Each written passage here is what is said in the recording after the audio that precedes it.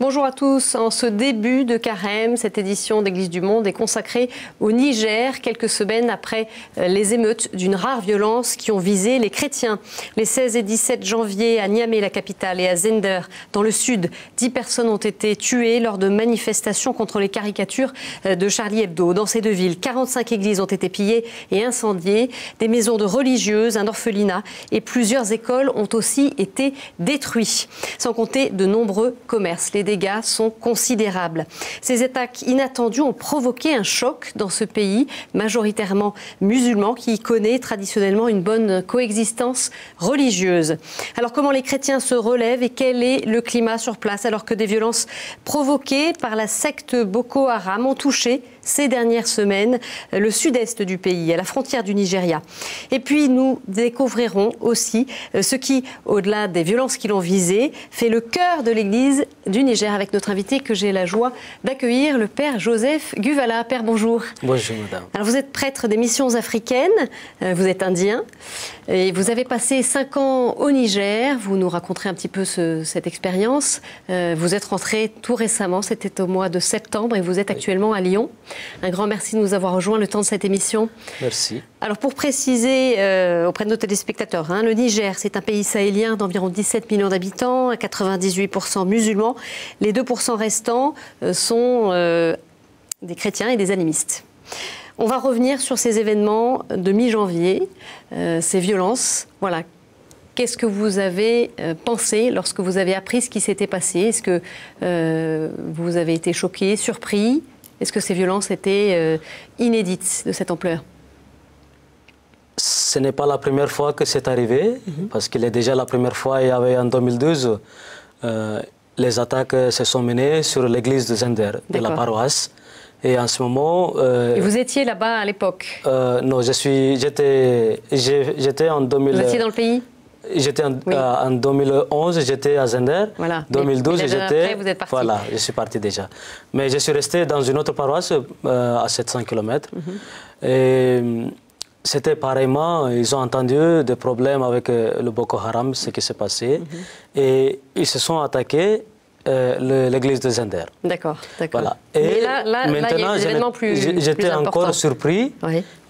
avec ces événements, parce que ce n'est pas un problème de dialogue interreligieux. S'il y avait un problème entre les religions, là, on allait parler de dialogue interreligieux. Mais là, ce n'est pas le problème de dialogue interreligieux. Le lien entre les chrétiens et les musulmans dans le pays, c'est ça que vous voulez dire? Voilà, dans le pays, il y a toujours une bonne entente. Une bonne entente entre les communautés. Mais cela m'a surpris beaucoup. Vous ne vous attendiez pas à ça. Et les chrétiens ne s'y attendaient pas. Quels ont été les échos que vous avez eus, que vous ont dit les chrétiens depuis? Vous avez eu des nouvelles? J'ai eu le curé au téléphone, le curé de Zender, et il me parlait qu'il était lui-même surpris. Parce que déjà, à la veille, il entendait ce qui serait passé le lendemain. Il avait entendu ces menaces. Voilà, ces menaces. Et puis... Qui venaient de qui? On le sait un peu? Déjà, surtout les musulmans qui sont proches de nous et qui nous avertissaient déjà, voilà, et ça se prépare. Il faut faire attention. Bon, il faut vous mettre ensemble. Donc, il a appelé les sœurs qui sont à côté de la paroisse pour qu'elles amènent toutes les voitures dans l'enceinte de la paroisse. Ils ont mis toutes les voitures ensemble. Et après, il a téléphoné le gouverneur, le chef de brigade, la police, tout cela, pour les avertir que voilà ce que j'entends. Il ne faut pas que ça se répète comme ça s'est passé en 2012. Voilà. Donc, il a averti les autorités. Il a averti les autorités. Ils l'ont assuré que ils vont faire, ils vont donner, voilà, sécuriser les lieux, sécuriser, voilà, les lieux pour empêcher ce qui va arriver. Et en fait, qu'est-ce qui s'est passé? Eux-mêmes, je ne sais pas si eux-mêmes ils étaient surpris, mais eux-mêmes, ils attendaient les ordres du gouvernement. Donc il ne s'est rien passé, c'est ça que vous voulez dire. Et les attaques se sont produites. On en sait un petit peu plus sur les auteurs ou pas aujourd'hui, un mois après? Les auteurs, comme l'évêque disait, déjà on voyait le drapeau de Boko Haram qui était lancé à Zender. Donc ça peut être une provocation de Boko Haram. Et aussi, moi, je crois que ce n'est pas exactement le Boko Haram, mais beaucoup plus les gens qui sont illettrés, qui sont prônés... Ils se font manipuler. Voilà, manipulés par les autres. D'accord, voilà. Donc ça, c'est des Nigériens. Des Nigériens, bon, disons, et puis aussi des imams qui... disons, qui rentrent aussi dans la corruption avec d'autres musulmans qui sont, disons, au Nigeria comme le Boko Haram, et qui sont manipulés et qui provoquent les manifestations après la prière du vendredi. Voilà. Le pape lui-même aussi a dénoncé ces attaques lors de l'audience générale du 21 janvier. On ne peut pas faire la guerre au nom de Dieu, a rappelé le pape François. Finalement, le climat dans le pays au lendemain de ces attaques, voilà, qu'est-ce qu'il en est? Est-ce que les chrétiens sont inquiets aujourd'hui? Qu'est-ce que vous entendez? Les chrétiens, ils ne comprennent plus exactement c'est quoi le problème. Oui. Mais ils ne sont pas dans le désespoir, ils ont toujours l'espoir que ça ira pour le mieux. Voilà. Et les dégâts, ils sont considérables. Tout est à reconstruire. On a vu ces images de... Voilà, tout est à reconstruire, surtout les églises qui sont détruites. Ouais. Il y a récemment, déjà, il y avait 2 nouvelles églises qu'on avait construites. Une église qui a été ouverte en octobre et deuxième église qui a été ouverte en novembre, qui ont été presque dépensées, disons, dans les 30 000 euros. Et déjà en décembre, en janvier, ils étaient partis en fumée. Voilà. Alors, conséquence de ces attaques aussi, pendant plusieurs semaines, les activités de l'église, écoles, centres de santé, œuvres caritatives ont été suspendues. Elles reprennent progressivement, un mois après les violences. Comment les chrétiens se relèvent?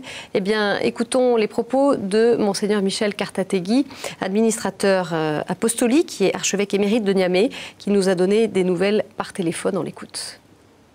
Les chrétiens catholiques reprennent petit à petit le cours normal des activités d'une communauté chrétienne. Les messes de semaine sont célébrées dans les familles à tour de rôle, le lundi dans une famille, le mardi dans une autre, etc. Mais la messe du dimanche se célèbre communautairement près de l'église incendiée.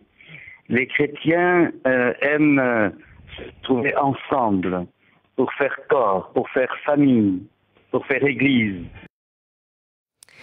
Alors je précise d'ailleurs que l'installation officielle de Monseigneur Laurent Lompo, qui est le nouvel archevêque de Niamey, elle était prévue, cette installation, le 8 février. Elle a été reportée à une date ultérieure en raison du climat instable qui règne dans le pays. Monseigneur Kartategui donc reste aux côtés de Monseigneur Lompo pour le moment. On l'entendait, Monseigneur Kartategui disait les chrétiens aiment se retrouver pour faire corps, pour faire Église. Donc ça n'a pas atteint ce cœur-là, ces attaques. Ça atteint le cœur, mais vous savez, toujours, il faut un dépassement. Comme Jésus cite dans la Bible, aimer ceux qui persécutent et prier pour aimer nos ennemis et prier pour ceux qui nous persécutent. Ils sont toujours dans l'espoir que ça ira pour le mieux.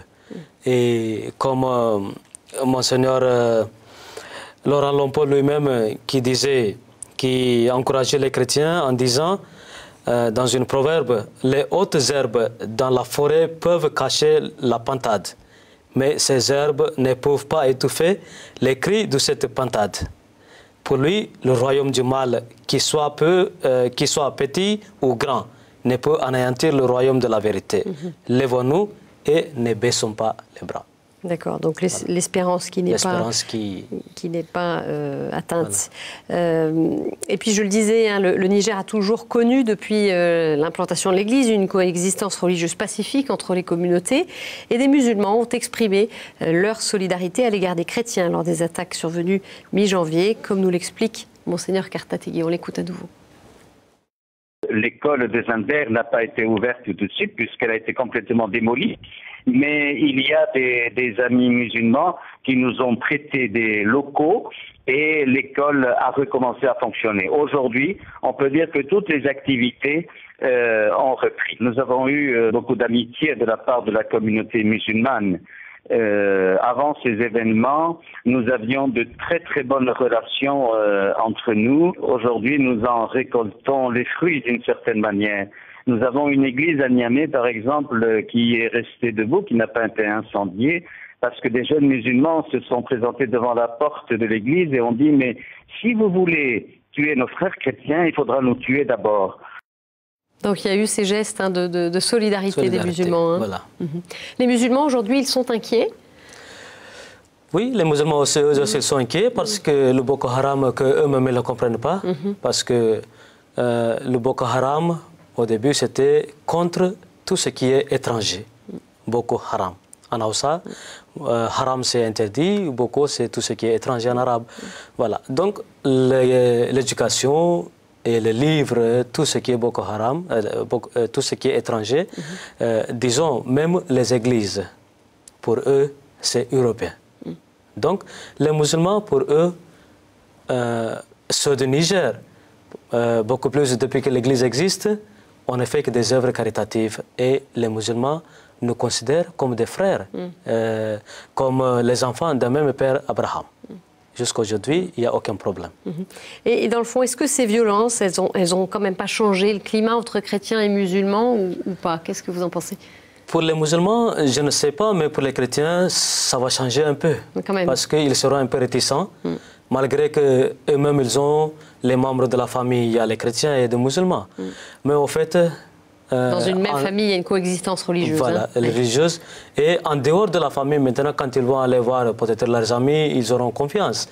Mais quand ils vont rencontrer encore des nouveaux, ils auront un peu mal à entrer en collaboration. Peut-être plus de méfiance. Voilà. Alors si le calme est revenu dans les villes touchées par les émeutes, la situation elle reste cependant préoccupante dans le sud-est du pays. On évoquait donc ces groupes de Boko Haram à la frontière avec le Nigeria qui a été touché par des violences commises donc par ce groupe Boko Haram.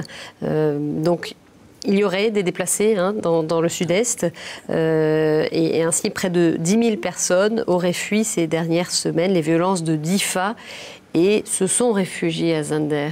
Ça doit être un peu compliqué, j'imagine, ces mouvements de population. Est-ce que vous avez eu des échos là-dessus? Les populations qui arrivent entre Difa et Zinder, ça fait déjà 500 km. Donc les populations qui arrivent jusqu'à Zinder, c'est vrai que comme il y a déjà des problèmes à Zinder aussi, je ne sais pas si la population serait en sécurité. Voilà. Mais malgré ça, au moins ils ont confiance qu'ils sont déjà à l'intérieur du pays du Niger. Voilà. Et d'ailleurs, pour Monseigneur Kartategui, Boko Haram recrute toujours plus de jeunes au Niger, en particulier dans la région de Difa. Voilà. Est-ce que c'est un sujet de préoccupation pour l'Église, ce recrutement de jeunes Nigériens qui se font enrôler par Boko Haram? Voilà, ça pose question aussi sur le visage de l'islam au Niger. Il a quel visage, cet islam?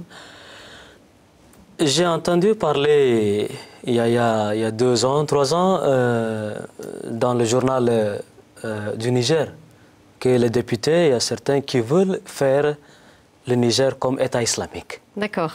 Ça a été soulevé au Parlement. Voilà. Donc, malgré que l'État, dans la Constitution, c'est écrit État laïque. D'accord. Mais comme la population, disons jusqu'à 98% qui existe musulmane, et qui voit aussi d'autres pays comme Irak, comme Iran, tous ces pays-là, eux aussi, ils pensent d'avoir leur État islamique. Et sans, ils sont tentés par ça aussi. Et sans savoir, après, l'arrière effet. D'accord. Ce qui va se passer après si on devient un État islamique. Voilà. Pour l'instant, donc, c'est resté à l'État. C'est resté à l'État laïque. D'accord. Voilà. Mais ça a été, en tout cas, c'est une question qui est en l'air. En tout cas, il y a une autre conséquence de ces violences qui touchent le Nigeria voisin. C'est donc l'arrivée aussi de réfugiés qui sont installés dans des campements de fortune, vivant avec des parents ou encore dans des logements loués. La Croix-Rouge leur vient en aide. On regarde.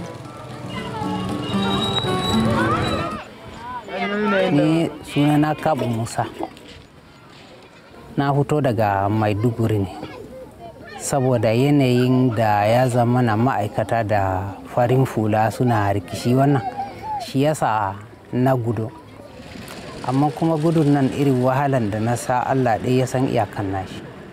Iya kaddara da Allah ya mallaka mini dukka na gudu na bar shi. Abunda na riƙe a hannuna wanda zan shi da yarana duka ya riga ya bi hanya ya tafi.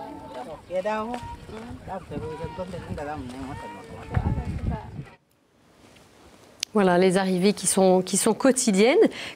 Comment l'Église les soutient? Est-ce qu'il y a une aide particulière déployée par l'Église, par les réseaux, peut-être Caritas, vis-à-vis de ces réfugiés? Pour le moment, je n'ai aucune nouvelle. Vous n'avez pas eu d'écho là-dessus. Voilà. Alors on va à présent parler du visage de l'Église catholique du Niger, en particulier à Dogondouchi, où vous avez passé 3 ans en paroisse, puisque auparavant vous aviez passé 1 an à Niamey et 1 an à Zender. Et puis ces 3 années dans cette ville, donc située au sud, à 280 km à l'est de Niamey. Voilà. Alors j'ai une première question. Vous êtes indien, vous travaillez auprès des missions africaines.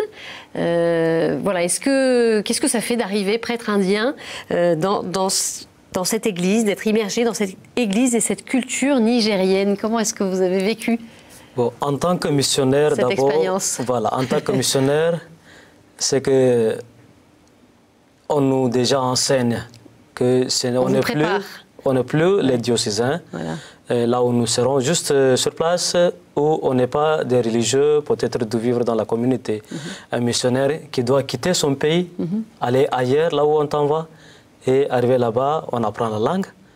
Et puis, on se fait connaître la culture, et ça nous aide davantage à entrer dans la culture du peuple, là où nous sommes. Voilà. Mais voilà. Est-ce que pour vous, donc, Père, c'était particulier cette expérience-là, arriver d'Inde, parce que vous avez fait une partie de votre formation déjà, j'ai fait déjà 2 ans au Bénin, et puis 4 ans en Côte d'Ivoire.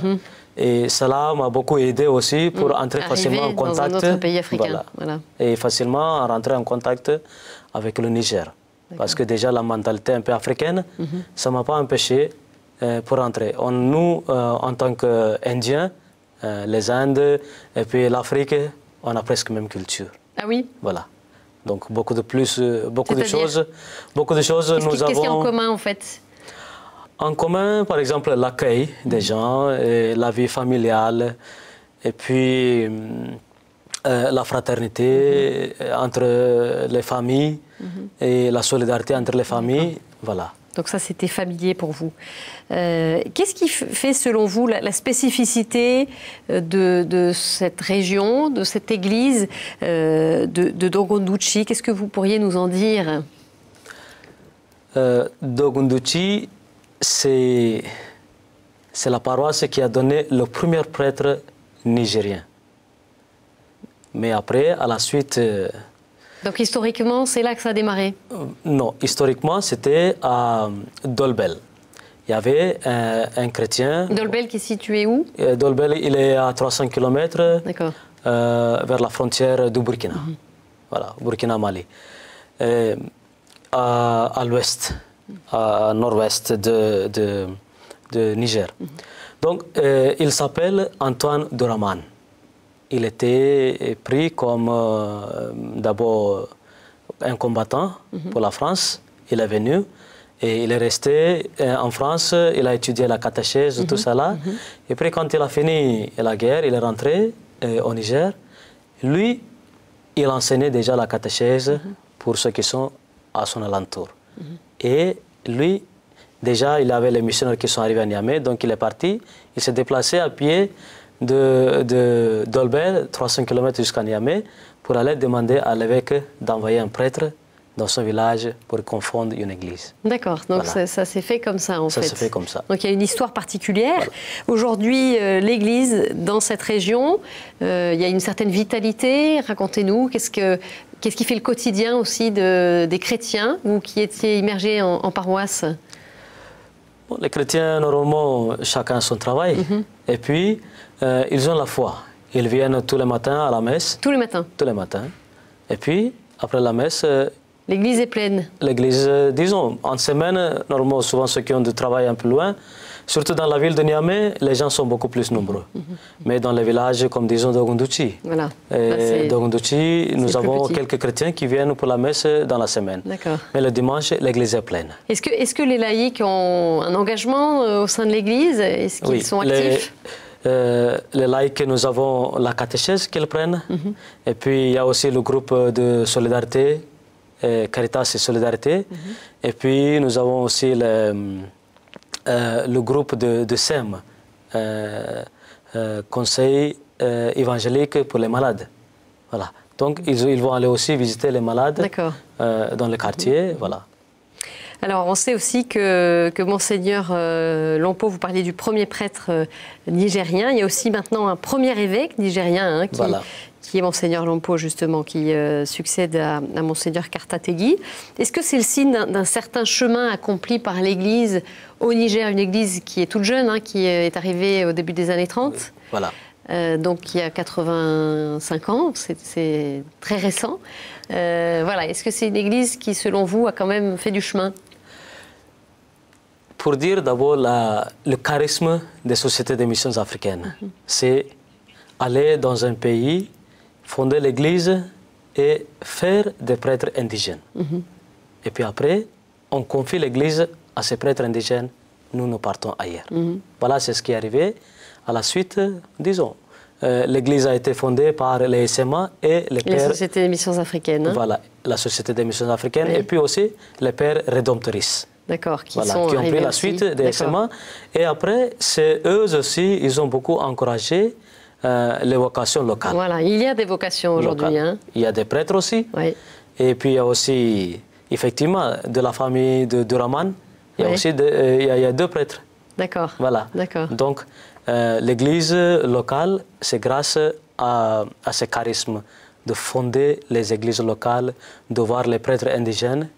C'est ça qui a encouragé aujourd'hui le nouveau archevêque, le premier archevêque métropolitain de Niamey. Qu'est-ce qui vous a marqué, vous, dans cette expérience, ce contact avec les chrétiens de ce pays? Qu'est-ce qui vous reste à l'esprit aujourd'hui? Les chrétiens, en général, en Afrique, ils sont très ouverts. L'Église est active, de pleine joie. On chante, on danse. C'est comme on dirait qu'on est dans des fêtes au dehors. Mais quand même, cette église, quand on rentre dans l'église, c'est la joie qui anime les chrétiens. Et ça m'a beaucoup marqué. Pourquoi pas, moi aussi, je me tourne vers ces personnes-là, parce que j'ai laissé tout, j'ai quitté tout, j'ai abandonné tout pour venir rester avec ces personnes. Donc, la joie qu'eux, ils me donnent, que moi aussi je redonne cette même joie. Voilà. Donc c'est la joie, l'espoir. Et je voulais partager. Et puis c'est ça qui m'a beaucoup aidé aussi à mieux comprendre ma vie missionnaire. D'accord, cette expérience-là. Voilà. L'expérience au Niger en particulier. Pourquoi? Vous savez, quand il y a 2 religions, entre musulmans et chrétiens, disons, il y a aussi des animistes, surtout à Dogondouchi, c'est la région des animistes. Et quand on voit toutes ces personnes, les chrétiens qui sont au milieu de ces religions, et puis aussi, dans l'enceinte de même famille, il y a des 3 religions, les animistes et les musulmans. Les chrétiens, ils sont toujours ouverts au dialogue. Et puis, nous faisons un premier pas vers les autres pour aller dialoguer. Et c'est ce dialogue-là qui m'a marqué pour ne pas me retenir, mais aller vers les autres. Voilà. Donc, c'est ça qui m'a aidé aussi pour mieux comprendre ma vocation missionnaire et c'est ce qui m'anime aujourd'hui. Une dernière question rapidement, Père. Pour vous, ce serait quoi le défi pour l'avenir de cette église du Niger qui a été blessée il y a quelques semaines, mais qui se relève? Qu'est-ce qui lui permettra aussi d'avancer, de cheminer? Le défi, je dirais, de ne jamais perdre l'espoir. C'est ce qu'on dit. L'espoir qui nous anime toujours pour mieux comprendre à travers la parole de Dieu. Quand on écoute la parole de Dieu, Dieu est venu prendre notre humanité. Nous aussi, en tant qu'êtres humains, il faut comprendre aussi l'être humain qui est notre ressemblance, parce que nous sommes tous créés à l'image de Dieu. À l'image de Dieu. Merci beaucoup, Père. Alors, si vous souhaitez soutenir la reconstruction des églises du Niger, vous pouvez adresser vos dons à travers le site qui s'affiche sur vos écrans, églisecatholiqueauniger.org. Et puis on se quitte en musique avec l'extrait d'un clip réalisé par plusieurs artistes nigériens pour s'opposer aux violences communautaires. Très bonne semaine à tous, au revoir. Soyons dignes, intègres, patriotes, hein? Arrêtons cette violence, je lance un appel. Soyons unis. La paix au Niger, la calcane Madouga Doumi, Niger la bossé, et quoi Madouga Souji Zoumani. Niger, il me tourne gâté à faux. Niger, il me tourne gabachere. Niger, Kamouché, Kamouahi, Kanalaché. Niger, Kamouché, Kamouahi, Kakobaba. Quelle que soit ton origine, tu es la bienvenue. Quelle que soit ta religion, tu es la bienvenue.